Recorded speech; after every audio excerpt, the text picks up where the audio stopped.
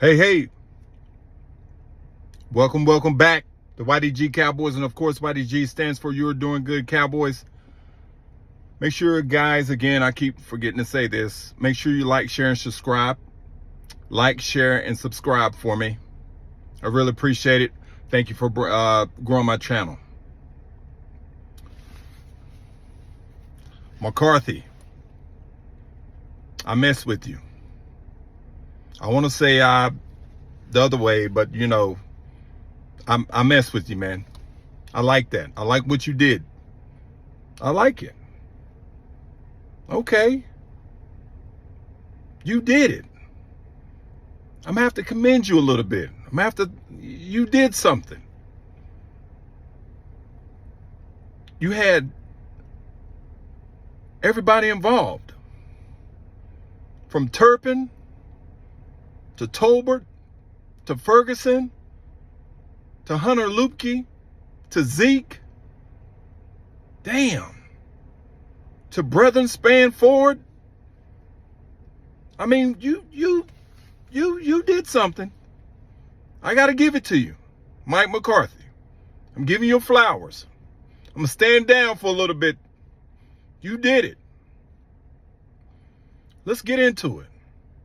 You had Tolbert with 10 attempts, 7 receptions at 87 yards, and a game-winning touchdown. Game-winning. You had Rico Dowdle with 87 yards rushing. I think it was like 30-some attempts. I can't remember. But averaging about 4.3 per carry.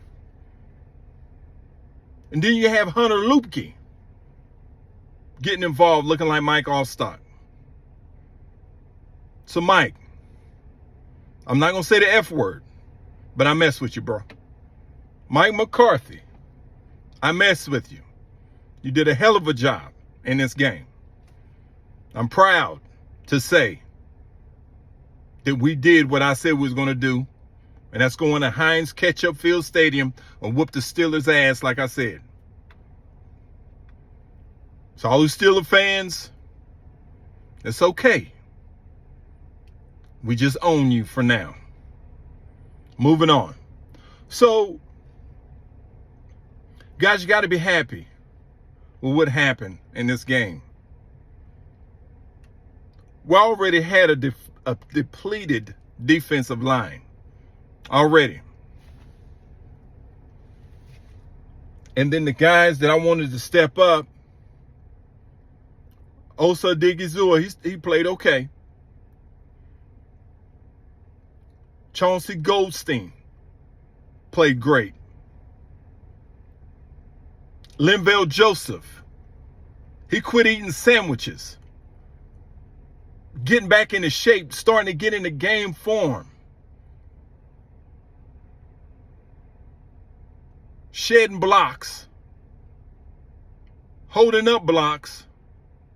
And getting into the backfield to make Justin Fields fumble a ball. And I like what he did after he did it. The home run hit. So Linval Joseph, I like it. Mozzie Smith played well. What really hurt us, though, is MK going down.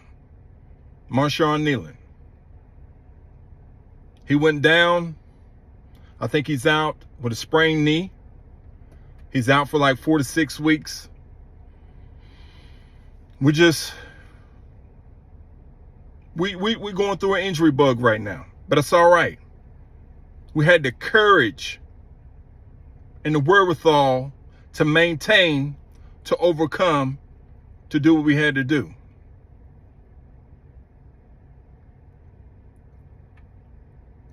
With that being said, Tyrus Sweet,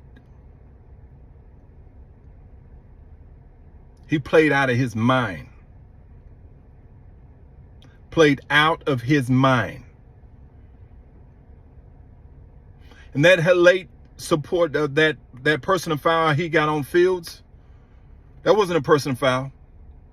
He took his shoulder and hit him in the chest. He didn't go below the helmet. He didn't go below the chin. That was a perfectly hit going across the middle. I think the refs overreacted because of their head going back. But that was a perfect football play. And I think a lot of analysis are saying the same thing. Perfect hit. What is he supposed to do? Justin Fields is starting to run all over the field. Is he not supposed to hit the guy? When you're a running quarterback, that's what you got to understand. That's what's going to happen. You're going to get hit. And that's what happens. And you got to make those running quarterbacks feel the pressure so they don't run and they stay in the pocket. But this ain't what I'm here to talk about today. I'm here to talk about a guy from Mississippi State. That's right. Rain Dakota Prescott. A guy who has always had all odds stacked against him.